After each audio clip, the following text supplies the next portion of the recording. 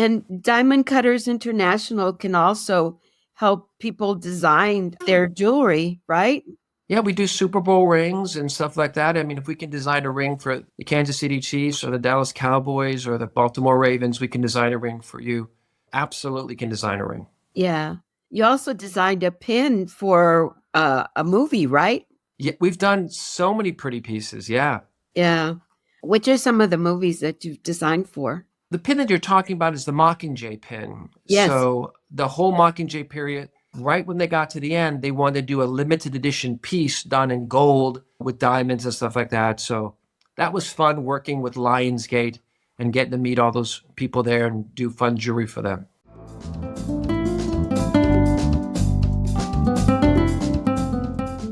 Thank you for joining us for another episode of Spotlight Houston, where we bring you the best of the people, places, and events in Greater Houston.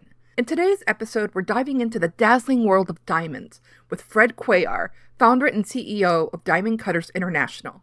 Fred is one of the world's top diamond experts, with clients that include the Saudi royal family, Katy Perry, and even Hollywood film productions. Whether you're shopping for a special occasion or simply curious about these sparkling gems, Fred has you covered. Our host, Blanca Quezada, sat down with Fred as he shared tips on spotting the difference between real and lab-grown diamonds, understanding prices, and navigating the diamond market with confidence. Plus, we'll hear fascinating stories about rare colored diamonds, Hollywood designs, and unforgettable proposals. Please note that the audio version of today's episode has been edited for time, but you can catch the extended version on our YouTube channel. This is episode 121 with an original air date of Monday, January 20th, 2025. Spotlight Houston is brought to you by Story Zone Media. And now, here's your host, Blanca Quezada. So Valentine's Day is coming up. June is also coming up pretty quickly. And these are the months in where proposals happen or weddings are happening, even important special occasions in their lives. And these can only be celebrated with that beautiful and perfect diamond. Yes, they are still girls' best friend. I know for a fact. But anyway, diamonds are a huge investment. But most of us don't know the first thing about finding that perfect diamond or making sure that we're getting a real diamond or a lab-grown diamond, because there is a difference. And the process to me is almost like buying a car. You have to know what you're looking for. And that's hard to do, and it can become quite overwhelming. But it doesn't have to be. It can actually be a lot of fun, but you need to educate yourself first. That's really important. Where to begin, right? I want you to find out as much as possible about getting that perfect diamond. So I've invited my friend, Fred Cuellar. He is the founder and CEO of Diamond Cutters, and he is the world's top diamond expert. Can you believe I have an expert on diamonds here? I can't believe it. But anyway, Fred's clients are so numerous to mention them all, but they do include former President George Bush, President Obama, President Clinton, the Saudi royal family, and hundreds of professional athletes, as well as many celebrities, Katy Perry, Pink, Rihanna, and so many other clients. I mean, the list would go on and on. But I don't know how he does this and how he also finds the time to write and publish very helpful books, like his very first book, How to Buy a Diamond, The World's Greatest Proposals, as well as other books. They're on Amazon, so you can check them out and buy them if you want to. But he's also an expert on colored diamonds, which has been very popular lately. And there is so much to say about Fred, a lot to say about him, because he's been in the diamond industry and an expert for more than 35 years. So he's the man to talk to, right? Fred, welcome to the show. Hi, thank you for having me. It's good to see you after a couple of decades. Yes, I'm really excited to have you on the show. And I'm just still can't believe it. I still can't believe you're sitting here with me talking diamonds. So, Fred, the first thing I want to know, Yeah. how did you happen to get into the diamond industry? I went to Texas A&M to get a degree in mechanical engineering. And while I was there, I got a part-time job at a jewelry store and got fascinated with jewelry. They just opened up Post Oak Mall in College Station at the time. This was the early 80s. And I came up with this idea that I thought was a better mousetrap with Diamond Cutters International. And thought to myself, geez, what if I build a company that buys the rough, custom cuts the diamonds, goes directly to the customer so they could help save them money. I built the business plan, and that was almost 40 years ago. And now we're a $250 million diamond company. Yeah, it's amazing. Amazing. So, do you travel like to Africa or countries that have diamonds? At the beginning, we used to get diamonds from Australia. You can get diamonds out of Canada, Botswana. So in the early stages, I would do a lot of the traveling. But now our company's gotten so big and I've gotten older, I have people who do that for me. We have an office in Houston. I have an office in New York. I have offices in Israel. I have offices in Belgium. Is it difficult to manage so many locations? I think what's nice is whether you have one employee or I imagine thousands, even though we're in a few different locations, we're still a relatively small company. But the most valuable asset that Diamond Cutters International has isn't our diamonds, it's the people. Finding talented people who love what they do is, I think, sometimes difficult to do. But once you find somebody, the average length of time that a person that's with my company is about 18 years. So once people come to us, they tend to love it. You've got people that you trust and give them autonomy to do what they need to do. Things kind of work out. I've heard is that the best place to buy a diamond is in New York. And I'm like, no, you can buy some here too. Yeah, the reality is with the emergence, obviously, of the internet that's been around so long, if you know what you're doing, you can pick up the telephone and pretty much buy a diamond anywhere. I think the average consumer wants to look at it, touch it, feel it, make sure it's okay. There's so many copycats that are on the market. There's CZs, moissanite, lab growns, yttrium aluminum garnet. We're seeing a lot of people who come into our office who think they've bought a real diamond, and it's horrible to have to tell them that it's not real. Oh, that's sad. Yeah. That's sad. So since we're talking about real and not real diamonds, what is the difference between the diamonds? You could break it up into kind of three categories. You've got what are called diamond simulants, things that look similar to a diamond, but really don't have any of the same physical properties at all. So that'd be cubic zirconia, moissanite, yttrium aluminum garnet, white corundum, anything that looks like a diamond, but has not even one property exactly the same. I think that's why lab-grown diamonds, for a lot of people, seem like they're a really good deal because they're the first product that, from a chemical standpoint, is mostly carbon, and that gives it more of a synthetic. So if a diamond synthetic, which is something that has similar or closer matchup to the physical, chemical, and optical properties, then it switches over from being similar to being a synthetic. And maybe a simple analogy would be is if ice formed outside your house, I could say that's natural ice. But if I decided to take water and put it in my freezer, I could argue that man assisted in that, and that's synthetic ice. Very similar, but there are some major differences besides the cost difference that people need to be aware of so that they know exactly what they're getting. A lot of times jewelers will give you like this little, like a magnifying glass. A loupe, so you can see, they may tell you that there's a flaw in the diamond. But how can you tell the difference between a lab-grown diamond and a real diamond? There's so many different ways. If one, a lot of people will say that they're chemically identical, and they're not. So there's two types of lab growns. One is called HPHT, which stands for high pressure, high temperature. And the other one is called CVD, which is chemical vapor deposition. HPHT have dopants that they use and catalysts that they use to grow the crystal. They use nickel, iron, and cobalt. I'm not kidding. In some cases, you can actually take a strong magnet, and because of the metal inclusions that are inside the HPHT, just by taking the magnet and touching the stone, if it attracts it, you know it's a lab grown because metal is not inside a diamond. Okay. Another thing is something called phosphorescence. HPHT diamonds. Sometimes they'll dope them with boron. And I've had clients who say, hey, the lab grown looked pretty good. But then when the lights turned out, the stone started glowing orange in the dark. Oh, wow. Yes, because of the way it was been doped with boron. If somebody hands me a stone and says, hey, Fred, can you take a quick look at this?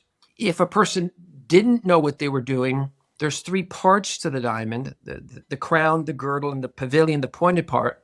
FTC guidelines suggest that you should stamp like a tattoo right on the edge of the girdle that it is lab grown or LG. Oh, okay. See, the person selling it has to be careful that if they sell it and they say it's a real diamond, a word they're not allowed to use, or say it's just as valuable, or say that it's a natural diamond, that's against the law and they could go to jail for that based on FTC rulings. Yeah. So most of the time, if it's a big company that's selling the lab grown, 1, they'll tell you right up front. And then 2, ask them, they'll typically put a little tattoo or laser inscription right on the girdle that says lab grown. So even if you're not an expert, you can take a loop or magnifying glass and loop the edge of it and you can check. But as a customer, I wouldn't know that. I would just think that's a normal diamond that, and if they don't tell me that it's lab grown, I probably wouldn't tell the difference. I mean, what we have found with the big companies is that if they sell both, that accidentally they make a mistake. I had a client who bought a diamond online from a pretty much reputable company. I won't mention their name. And they brought it into me. They paid $10,000 for it. I looked at it and said, I'm sorry, this isn't real. And they said, what? I paid for a real diamond. And long story short, I showed them right where it said lab grown on the edge of it. We called on the telephone. Yeah. And the person said it was just an honest mistake and that they were sorry. But by that time, the trust was broken. There is something that a lot of our clients are doing now, kind of hard to explain. I'll try to explain it. But if you don't have a chemistry background, it won't make any sense. It's called an N3 vacancy center, which I'm sure makes no sense to you. No. But it only exists in real diamonds that come out of the ground. And it exists in about 1 in every 4 diamonds that come out of the ground. What happens is if you take a natural diamond that has an N3 vacancy center and you hit it with an ultraviolet light that you can buy on Amazon for $39 at 365 nanometers and just click on the light, if it glows blue, which is what 95% of the ones with N3 vacancy centers do, if it glows blue, it's a real diamond. You don't have to be an expert. You just hit it with the light. It's instantaneous. These have become so sought after. It's probably one of the top tips. I can't even keep them in my office. People come in saying, I've got to have a diamond with an N3 vacancy center. And we literally provide them with the UV light so that anytime they need to, just to make sure no one switches a diamond or they take it in for repair somewhere, they just click on the light. And the minute it glows that pretty little blue color, they know exactly that it's a real diamond. It's a really good system. Yeah. Do real diamonds actually have like a stamp on them? Like to get insured, you can tell them this is diamond number so-and-so or part of the alphabet in it or something? Back in the 70s, what's called 70s technology, you could do the same thing they're doing with lab grown, which is put a laser inscription on the girdle of the diamond. The problem is dishonest people can copy those numbers. Oh. The new system is a spectral signature. What we do now is very similar to the way an iPhone or an iPad work with facial recognition system. It does the biometrics on your face. What we do is we shoot a beam of light into the diamond. We capture the unique diamond spectral signature of that diamond, and no 2 natural diamonds are the same. Lab ones, they're all the same, but no 2 natural ones are the same. We copy that digital fingerprint, we put it in a blockchain, and it lives in the clouds. So if anybody ever scans that diamond, all the information on the diamond is there. The clarity grade, the color grade, the proportions, everything. If the diamond is ever lost or stolen and ends up at a pawn shop, they scan it and they can see who has the digital title. Very similar if you put like a chip inside a dog and someone found the dog, they could read the chip. Same kind of idea. Wow. Interesting. Everything can be found, right? And now, 25 years ago, I'm not sure I think bonded diamonds existed. In fact, we may not have talked about it, but you can now buy diamonds that are what are called fully bonded natural diamonds. So the diamond comes with a lifetime cash buyback, blue booked at price paid, lifetime breakage, lifetime exchange policy. So if you pay $1,000, $10,000, $1 million for the diamond, at any point in the future, if you wake up one day and go, that was silly, I shouldn't have bought that diamond, I don't need a diamond, Yeah. you can actually return it and get 100% of your money back for the diamond. Doesn't count settings or sales tax, but at least you know the diamond's worth the price that you paid. So like when I was on the Today Show, they said, what is your number one tip that you would give somebody in buying a diamond? Certainly if you have a bonded diamond, you're guaranteed it's always worth the price that you pay. Great. So where do the most expensive diamonds come from? The most expensive diamonds typically aren't white diamonds. Pink diamonds, red diamonds, violet diamonds, those have been coming out of Australia, the Argyle diamond mines. Very expensive. A red diamond can go for a few $1,000,000 per carat. Pink diamonds can go also for over $1,000,000 per carat. But they ran out of those and they closed the Argyle mine site there. A lot of those you can only buy if you go to auctions or from private clientele and stuff. Like the pink and the greens and those diamonds are beautiful, but they must be difficult to find. Oh, yeah. We've had clients come to us. In some cases, we've had to search for 6, 7, 8 months to find a particular unique color that means a lot to them and stuff like that. Jennifer Lopez, when she's not together with Ben Affleck anymore, but when she got her first time with Ben Affleck, she got a pink one. And then when they rekindled their relationship, she got a green one, but then that didn't work out. And maybe she's done with fancy colored diamonds. I don't know. Yeah. And those are worth millions. Yeah. Jennifer Lopez was worth about $6 million. Yeah. But they're extraordinary though.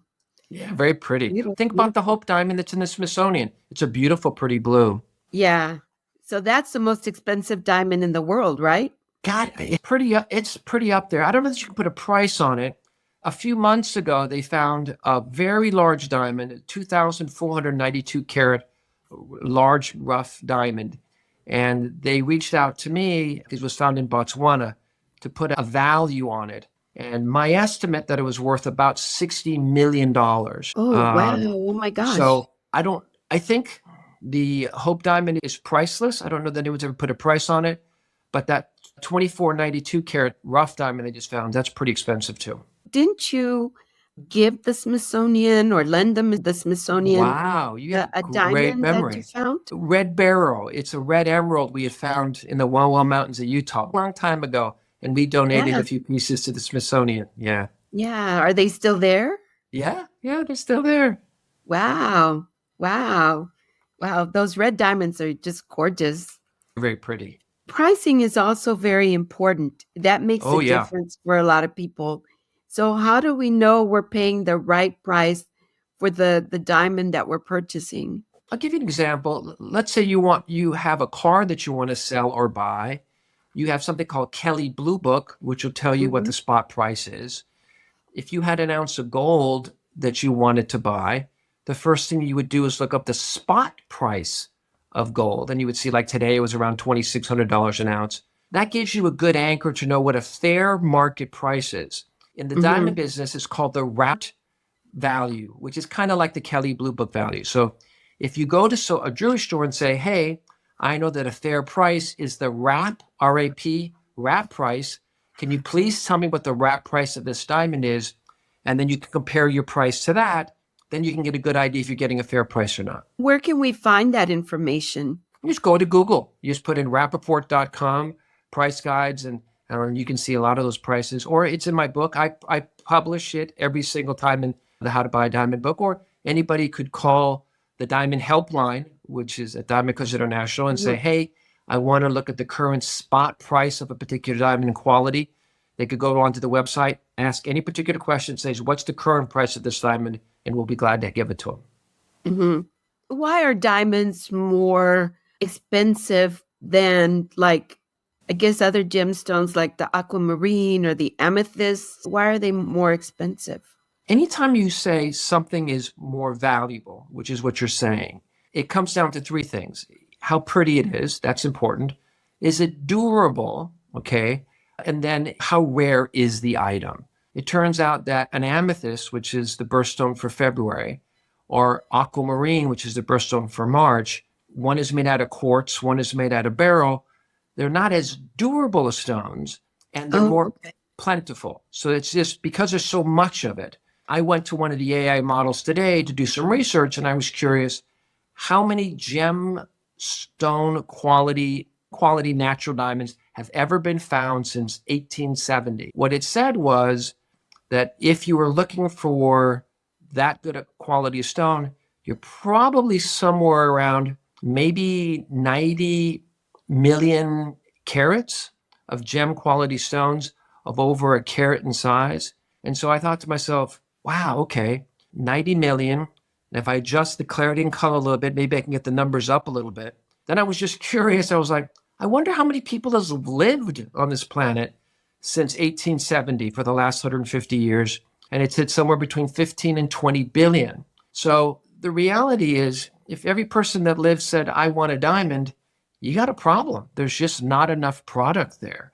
It's interesting, 99.5% of people who will ever live will never own a 1 carat real diamond in their lifetime. And emeralds are also just gorgeous. Very pretty. They're the birthstone for May.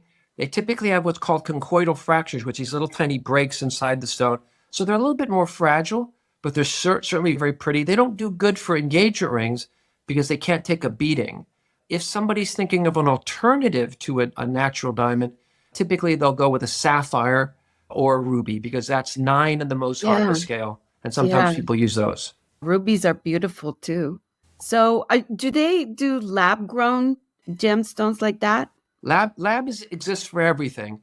And I think one of the things that was a little disingenuous by the people who were selling it is they would always anchor the price of the lab grown to the price of the natural.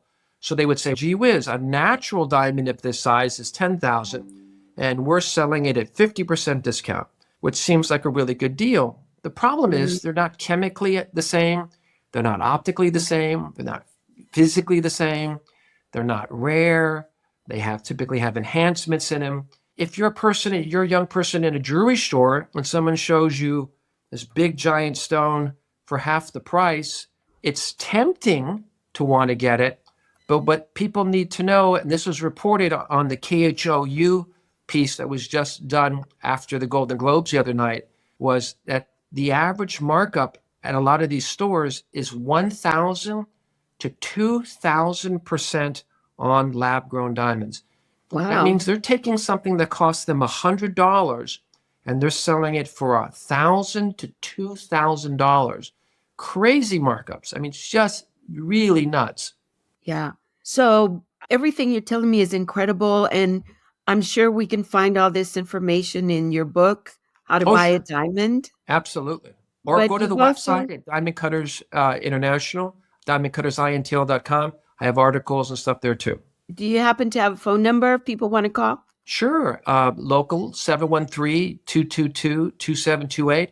Or if they're not local, 1-800-275-4047. And Diamond Cutters International can also help people design their jewelry, right? Yeah, we do Super Bowl rings and stuff like that. I mean, if we can design a ring for the Kansas City Chiefs or the Dallas Cowboys or the Baltimore Ravens, we can design a ring for you. Absolutely can design a ring. Yeah. You also designed a pin for a movie, right? Yeah, we've done so many pretty pieces. Yeah. Yeah. Which are some of the movies that you've designed for? The pin that you're talking about is the Mockingjay pin. Yes. So the whole Mockingjay period, right when they got to the end, they wanted to do a limited edition piece done in gold with diamonds and stuff like that. So that was fun working with Lionsgate and getting to meet all those people there and do fun jewelry for them. Yeah. The jewelry is beautiful, by the way. Thank you. And very unique. I know that you have other books, especially the proposal book. Yeah. So what's the best proposal that you got in the book? Gosh, the book contains 75 of the best proposals I ever heard. I think one of the best ones that I've ever heard was kind of dangerous, so it comes with a warning. But Okay. it's a Saturday afternoon. The guy calls his girlfriend up on the phone. He says, honey, I have something I have to confess to you. And they would pray at the same church. He says, I'm at the chapel. Meet me there. And he hangs up. He has something to confess to me? He's at the church? What? She jumps in the car. She races there. I think she runs through a few lights. There is no service going on, and he's in one of the pews, and she races in. Her heart is just pounding, and she sits down, and she's like, oh my God, what's he going to tell me? Is he breaking it off, or what's going on? And then he says to her, I just want you to know that when I look back at my life, it really didn't start until I met you. Oh, Imagine my life without you. You're my everything. And then he reaches into his pocket, pulls out a beautiful ring and says, will you be my wife? Will you marry me? She goes, yes. And she starts crying and they put the ring on and all this kind of stuff. And then after a second, she wipes the tears and she said, but why here? Why did you propose in church? And he said, I wanted God as my witness.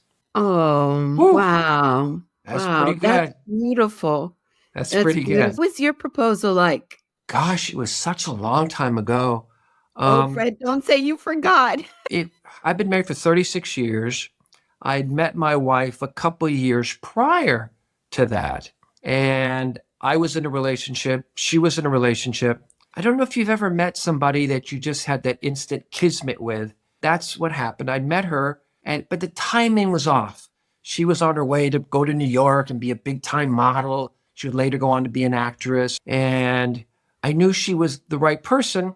And I just thought to myself, gosh, what do I do? What do I do? But before I could make up my mind, her reaction was, he's tied up. I'm tied up. I've got commitments. And she left me. And after she left, I went, gosh, that's what love is. I didn't, you think, when you're young, what love is. I go, God, Right. that's what love is.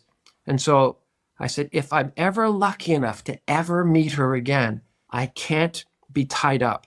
So I got out of that other relationship, and a year and a half went by. I didn't know where she was. And then one day I was in New York City and someone said to me, hey, Fred, there's a party that I hear that's going on. You should stop by there and stuff like that. And it'd been late that night. I wasn't sure if I was going to go. And something just told me I needed to go to the party. And I got dressed and I went to this party at the Plaza Hotel. And when I got there, place was crowded. And there she was sitting on a sofa. I hadn't seen her in a year and a half. And I walked up to her. Everything just kind of just stood still. And I said, I don't know if you remember me. And she says, yeah, you're the diamond guy. And I said, yeah, that's me. Anyway, we were kind of inseparable, that weekend. But within a little over 24 hours, the next day I said, I let you slip out of my hands once. I'm not going to let it happen again. And so within 24 hours of seeing her again, I got down on one knee and asked her to be my wife. Oh, wow. That is amazing. Yeah. That's beautiful. That's a Thank great you. story. Great Thanks. story. And then you've also written, which I thought was interesting, a diet book. Yeah. How did you go from diamonds to diet? I'm a systems analyst, and I've always had a sweet tooth. And so from a weight standpoint, I would always be on a diet, lose the weight on the diet, go back and forth through my whole life. And since I like solving puzzles, back around 2015, I was thinking, what am I not getting? I eat the right amount of calories. Why am I struggling so much? There must be something more to it. So I went back to school, became a nutritionist so I could figure out how my body works. Then as I was trying to figure out what was going on, one day I got into my car. This was my aha moment. I got into my car and my little red light for gas gauge came on. It was a Monday morning and I went, oh, I don't have any gas. I started thinking of all the things I needed to do and I said, I think I can make it. I should have gone to Costco yesterday, but I think I could make it. So I shortened the number of things I was going to do for the day. And at the end of the day, I said, I better go get some gas now and park the car. And that's when it dawned on me that all that gas I put into the car at the very end of the day would still be there tomorrow morning because the car wasn't driving around. I wasn't using that gas. So it hit me, I was eating all wrong. I would wake up in the morning and go, I only have a certain number of calories. I better save them. Starve myself for breakfast. Maybe I'd eat on the run at lunch. And then I would have all my calories late in the day, right before I went to bed. So that's when I found out when you eat is as important as what you ate. So I switched everything. Healthy breakfast, big meal a day at lunch. The weight just fell off. I published the book. Dr. Oz talked about it. We got a lot of publicity on it, and the book did really well. Yeah.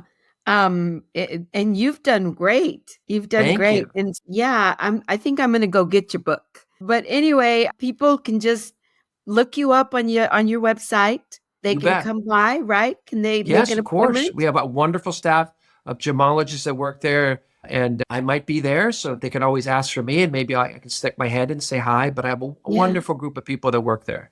Yeah. Yeah. So just make an appointment if you want to go by there. So thank you. Thank you so much for all the lessons that you've given us today on what diamonds really are and how to make sure we're purchasing the right diamond for us.